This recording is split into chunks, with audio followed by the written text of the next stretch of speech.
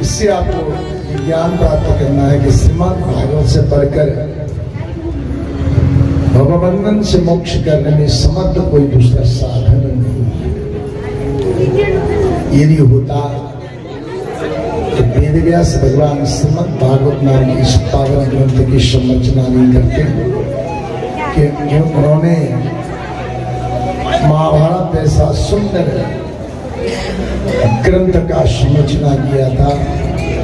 17 दिव्य पुराणों को उन्होंने लिखा था।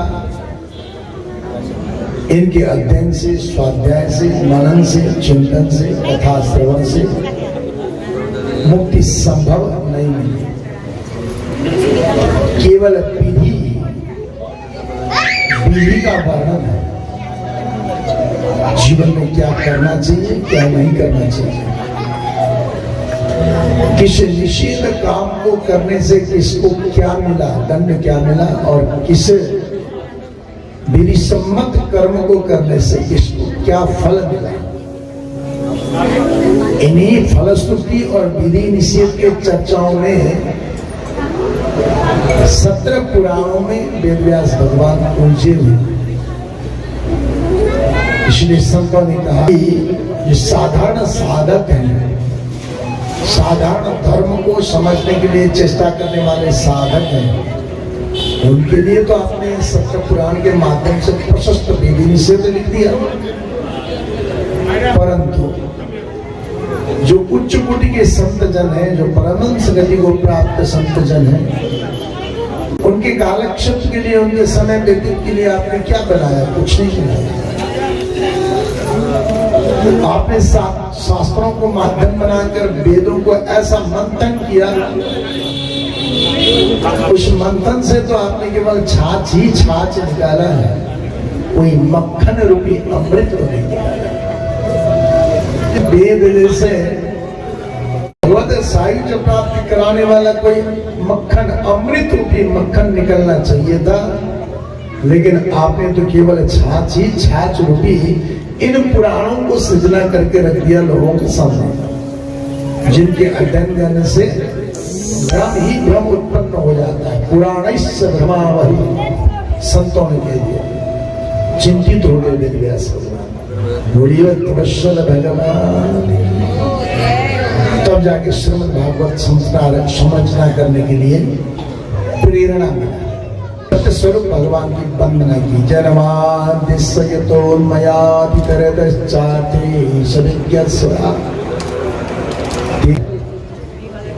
संपूर्ण सृष्टि की संरचना, पालन तथा संहार करने में स्वयं विज्ञ है।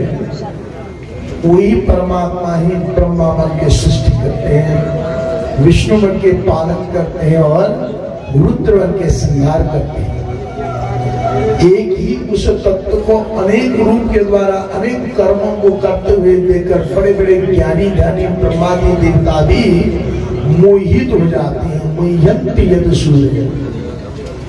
ऐसे सत्य स्वरूप परमात्मा भगवान श्री हरि के चरणों में प्रणाम करते हुए उन्हीं श्री हरि के चरणों के अन्य भक्ति के द्वारा श्री हरि के धाम में प्राप्त करने सुयोग्य साधन के रूप में इस श्रीमद् भागवत की संरचना करने जा रहा हूं। मंगलाचरण। धर्म पूजित गीत्रबोत्र परमो निर्मत्सराणां सतां वेद्यं वास्तवमत्र वस्तु शिवदं तापत्रयोन्मूलनम्। श्रीमद्भागवते महामुनिकृते किं वा परैरीश्वर सद्यो हृद्यवरोद्यते प्रकृतिभिः शुश्रूषति तत्क्षणा।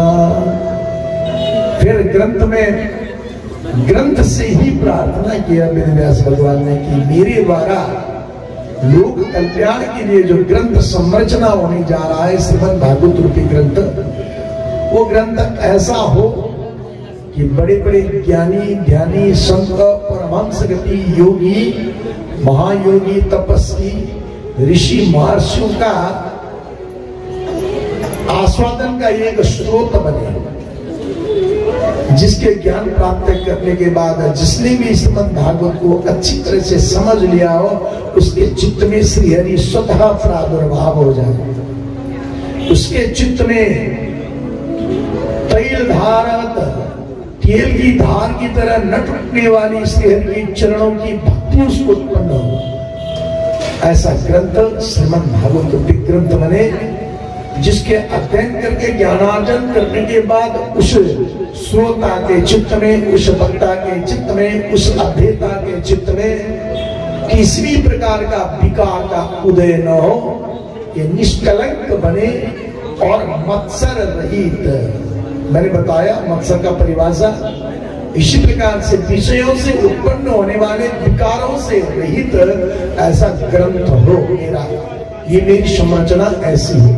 भगवान से प्रार्थना की और उसके बाद ग्रंथ बनने के बाद जो ग्रंथ का आस्वादन करेंगे, जो रसिक जन श्रीमद् भागवत को श्रवण करेंगे, मनन करेंगे, स्वाध्याय करेंगे, पठन करेंगे, तो इस श्रीमद् भागवत के लिए एक बार पढ़ने के बाद उनकी रुचि कभी अंत न हो, बार बार पढ़ने को उनका मन करे। एक बार सुनने के बाद उस श्रोता के मन में श्रीमद् भागवत के प्रति रुचि पूर्ण न हो, उसकी रुचि उत्तरोत्तर बढ़ती जाए और उसकी जब तक पूर्ण तृष्णा न मिटे, जब तक चित्त में, उसके चित्त में भगवान का प्रादुर्भाव न हो, जब तक उसके चित्त में श्रीमद् भागवत की कथा श्रवण करके द्रवीभूत के आंखों में ब्रह्मास्त्र न बहे, तब तक सुनने की उसकी अभिलाषा कभी न मिटे। ऐसी प्रार्थना की है। निगम कल्पतरोर्गलितं फलं सुखमुखादं तत्र संयुतं पिबत भागवतं रसमालयं मुहुरहो रसिका भुवि भावुका।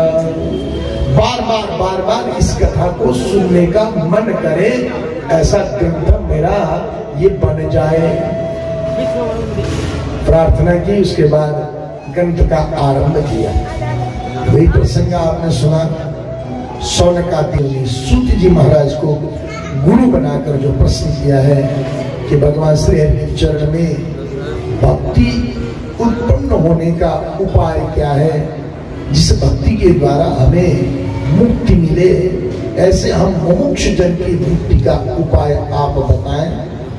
तब इस श्रीमद् भागवत के ग्रंथ को सुनाया, जिसमें 24 अवतारों की कथा के माध्यम से जीव को भगवान ने ज्ञान दिया है। भगवान को कोई आवश्यकता नहीं है कि 24 अवतार ही धारण करना, तो भगवान ने 24 अवतार धारण करके आप हमको वो ज्ञान दिया है कि आप इन 24 अवतारों को अवतार में मत देखो, अपने अंदर मच्छ कूर्म वराहश्च नारसिंहश्च वामन रामो रामश्च कृष्णश्च बुद्ध कल्की तथैव च। ये सारे अवतार आप अपने आप में देखो,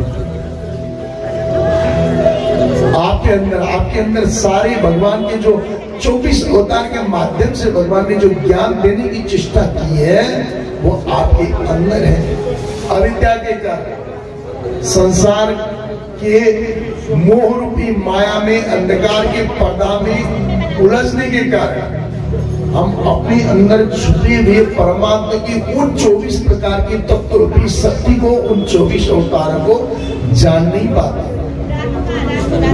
इसलिए भगवान स्वयं अवतार के माध्यम से लीला करके समझाते कि जीवात्मन, तुम मुझे इस रूप में मत देखो,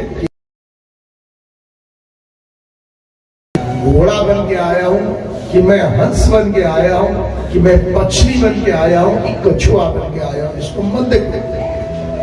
मछली में क्यों बना, कछुआ मैं क्यों बना, सिंह मैं क्यों बना, घोड़ा मैं क्यों बना, हंस मैं क्यों बना, मैं सुअर क्यों बना, बस इसका चिंतन करो। तो भगवान अवतार धारण करके हम मनुष्य को ज्ञान देते हैं कि तुम इसकी चिंता करो कि मैं सुअर बन के तुम्हारे जीवन में क्यों आया, मैं नरसिंह बन के तुम्हारे जीवन में क्यों आया, उसकी चिंतन करो, मेरी स्वरूप की चिंतन मत करो। मैं किसी भी युग में कोई भी अवतार धारण करके तुम्हारे हित के लिए कर्म करके जाऊंगा। मैं तो नित्य हूं, तुम मुझे नारायण रूप से मानो, मैं नारायण हूं। तुम मुझे कृष्ण रूप से मानो, मैं कृष्ण हूं। तुम मुझे श्री राम से मानो, तुम श्री राम हो। मैं तो एक रस से व्याप्त, सदैव एक रस में हूं। मैं अनेक, तुम्हें ज्ञान देने के लिए अनेक रूप धारण करता हूं, जो तुम्हें प्रिय भी लग सकता है, तुम्हें अप्रिय भी लग सकता है।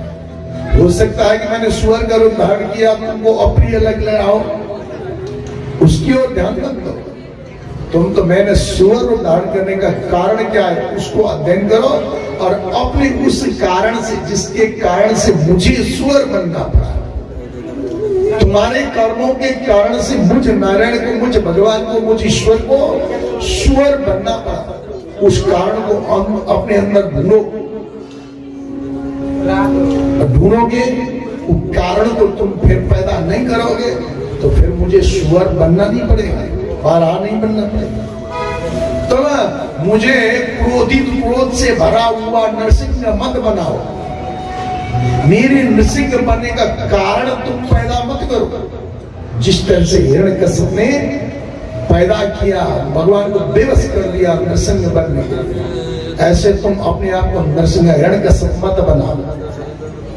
तुम हयग्रीव जैसा मत बनाओ। तुम अपने आप को चोरी मत करो, तुम जीवन की चोरी मत करो, तुम आचरण की चोरी मत करो, तुम ज्ञान की चोरी मत करो, तुम समय का चोरी मत करो। तुम मेरे भजन रूपी ध्यान का चोरी मत करो। तुम्हें मैंने मानव बना के भेजा है, तुम्हारे अंदर दिव्य शक्तियां दी है, तुम्हारे अंदर विवेक नाम का एक स्पेशल गुण भर दिया है, जो किसी अन्य 84 लाख में किसी प्राणी में नहीं मिलता। वो तुम्हें भर दिया है विवेक, केवल मनुष्य के अंदर है। तुम्हारे अंदर बुद्धि है, बाकी पशु के अंदर बुद्धि है, परंतु वो बुद्धि से काम करना, बुद्धि को अपने काम में लेना नहीं जानता। परंतु तुम तो बुद्धि को भी प्रयोग में ला सकते हो। तुम्हारे अंदर मन को हमने जगाया है, अपने मन को काबू में रख के इंद्रियों को बस में कर सकते हो। सब साधन से संपन्न तुम्हें बनाया है मानव, फिर भी तुम बार बार मुझे नृसिंह बनने से, बार बार मुझे सुअर बारहा बनने से, बार बार मुझे मत्स्य बनने से, बार बार मुझे कठोर कच्छप बनने से प्रेरित मत करो।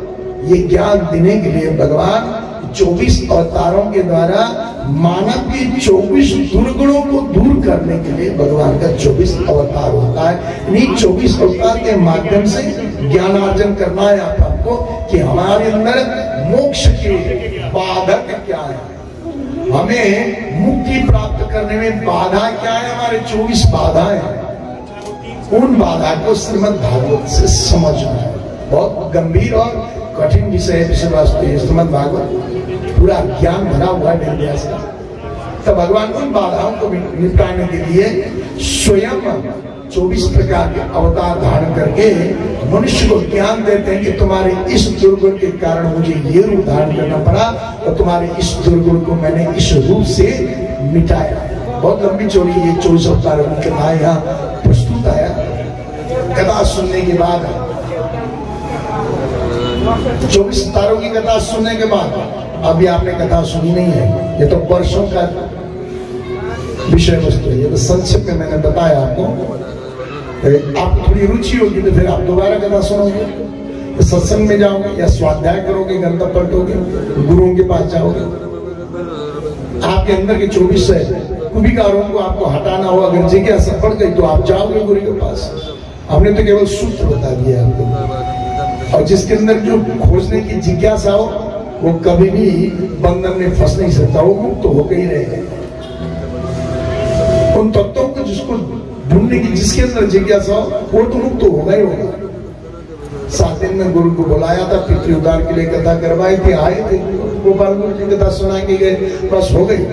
7 दिन तक सीमित रहे, फिर आप अपनी जगह हो, मैं अपनी जगह हूँ, ज्ञान अपनी जगह है, पुराण अपनी जगह है, फिर कोई किसी को कोई कुछ नहीं कर सकता।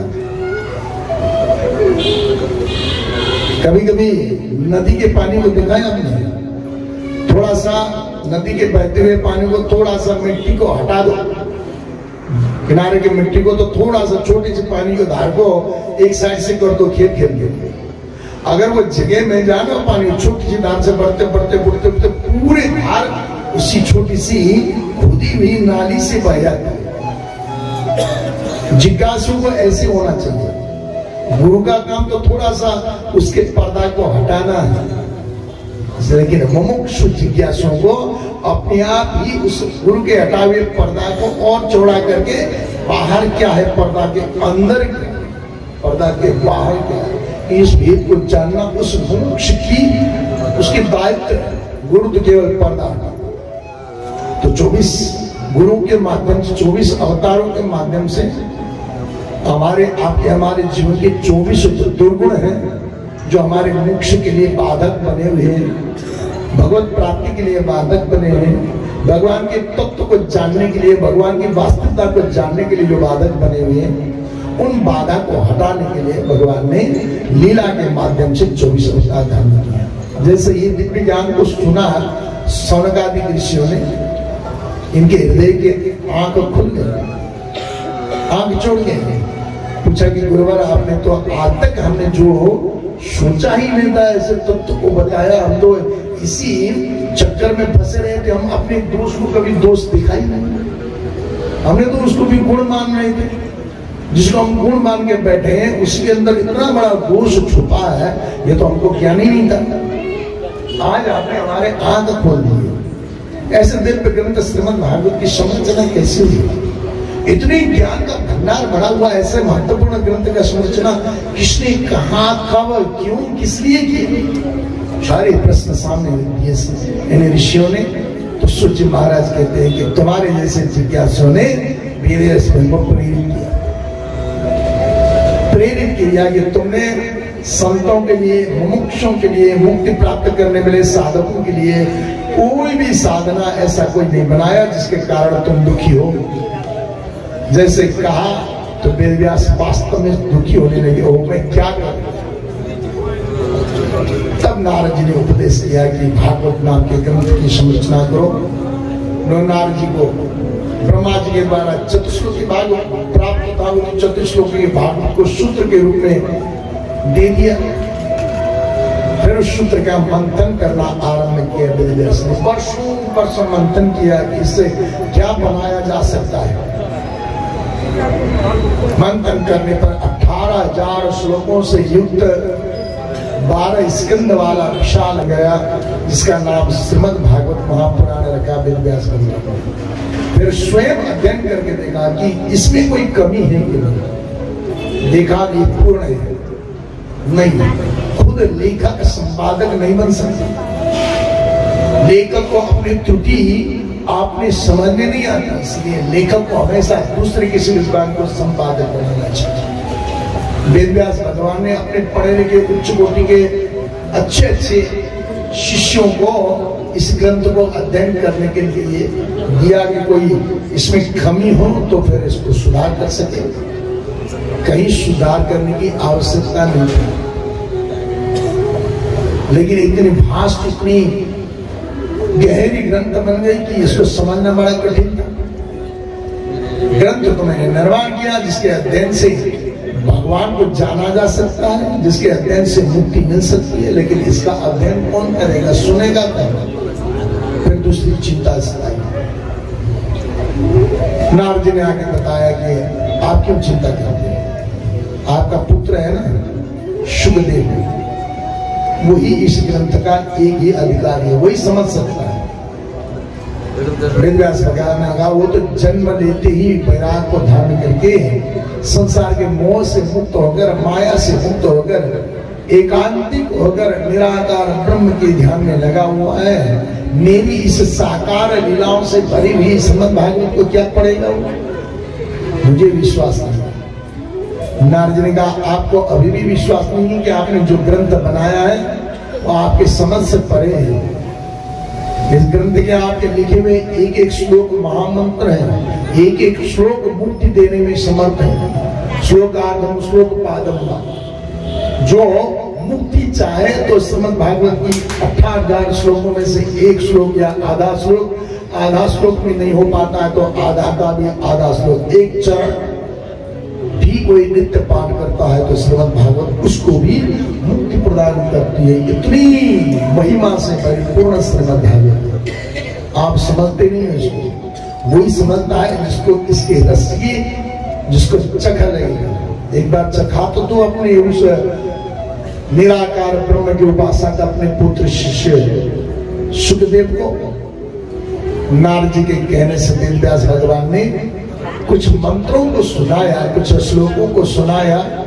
सुखदेव महामुनि जो पैदा होते ही माया मोह से मुक्त होकर निराकार ब्रह्म के ध्यान में निमग्न थे, जैसे सुना तो मंथन करने लगे, ओह जिस ईश्वर को मैं निराकार रूप में भज रहा हूं, एक शक्ति पुंज के रूप में भज रहा हूं, वही ईश्वर साकार बनने पर इतनी सुंदर लीला कर सकता है।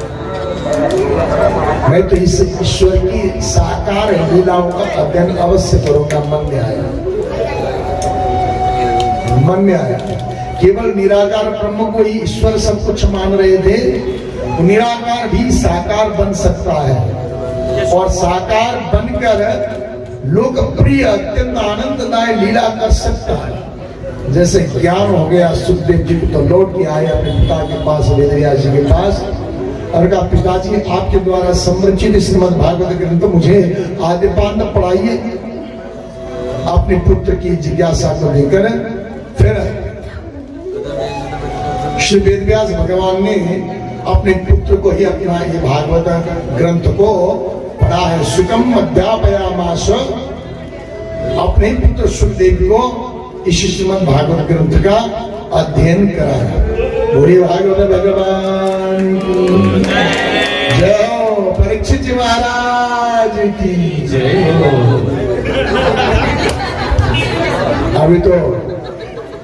अभी तो सुखदेव जी का जन्म ही हुआ था, परीक्षित जी पहले आ गए। राधे राधे। कथा सही जगह पे चल रही है, पता है। 2 मिनट ठहर जाइए, परीक्षित महाराज आपको बुलाएंगे तब आना। सुखदेव जी महामुनि श्रीमद् भागवत के प्रथम आचार्य बने। उन्हीं सुखदेव जी के द्वारा अपने शिष्य सूत जी को भागवत पढ़ाया। सूत जी श्रीमद् भागवत के दूसरे आचार्य बने और फिर प्रश्न किया सनकादिक ऋषि ने कि ऐसे परम ज्ञानी सुखदेव जी ने इस भागवत को सबसे पहले किसको सुनाया? तो बताते राजा परीक्षित। फिर प्रश्न किया कि राजा परीक्षित को कौन सी ऐसी बाध्यता पड़ी, वो राजा होते हुए भी संसार के अनेक प्रकार के भोगों को भोगता हुआ, वो तो कभी भी मुमुक्ष बना नहीं होगा, उसकी मुक्ति की तो कोई इच्छा थी भी नहीं होगी। जो एक बार राजा बन जाता है, संसार के अनेक प्रकार के वैभवों को भोगने में उसकी रुचि उत्तर बढ़ती जाती है, उसको मुक्ति की इच्छा कैसे उदय होगी? क्यों सुना? तब सूत जी महाराज सनकादिक ऋषि को कहते हैं कि एक बार की बात है, तो राजा परीक्षित का कुछ जन्म का प्रसंग सुनाया। राजा परीक्षित अभिमन्यु के पुत्र थे, जिनके पिता को महाभारत में कौरवों ने घिर के मार दिया था। ये गर्भ से अनाथ थे, उत्तरा के गर्भ से इन्होंने जन्म लिया। जन्म लेने से पहले ही अश्वत्थामा ने इसको नष्ट करने की चेष्टा की थी। उत्तरा ने भगवान द्वारकानाथ से प्रार्थना की, भगवान द्वारकानाथ ने उत्तरा के गर्भ की रक्षा की, जिसके द्वारा इस बालक का जन्म हुआ। माता कुंती ने उत्तरा के गर्भ के रक्षा करने वाले उस द्वारकानाथ को आज समझा। भगवान के निकट होने से, भगवान के साथ खाने से, भगवान के साथ उठ बैठ करने से भगवान को पहचाना नहीं जाता। भगवान कहाँ, कब, किस रूप से, कैसे आते हैं आप हम पहचान नहीं सकते। माता कुंती जो भगवान की बुआ है, उन्होंने अपने जीवन के उत्तरार्ध में जाके, महाभारत का युद्ध भी हो चुका था, उसके बाद कहीं जाके जब उत्तरा के गर्भ पतन हो रहा था, उस गर्भ को जैसे ही द्वारकानाथ ने अपने ही कृपा के द्वारा रक्षा किया, तब कुंती को लगा कि मेरे पौत्र वधू पुत्रा के गर्भ की रक्षा करने वाला तो ईश्वर ही स्वरूप होता है, ये कृष्ण कोई साधारण पुरुष नहीं, यही ईश्वर है। तब जाके माता कुंती को ज्ञान हुआ था कि ये ईश्वर है। महाभारत काल में लाखों लोग थे कृष्ण से वार्ता करने वाले, लाखों में से किसी ने भी कृष्ण को ईश्वर के रूप से किसी ने पहचाना नहीं है। उस महाराज काल ने कृष्ण को ईश्वर के रूप में जानने वाले महाराज ने भी बहुत बाद में पता किया कि ये ईश्वर है। अर्जुन ने महाभारत में गीता का ज्ञान प्राप्त करने के बाद अर्जुन को पता चला कि ये ईश्वर है। उससे पहले अर्जुन भी कृष्ण को ईश्वर नहीं मानता था। माता कुंती ने उत्तरा की गर्भ की रक्षा करने के बाद माता कुंती को पता चला कि कृष्ण ईश्वर है।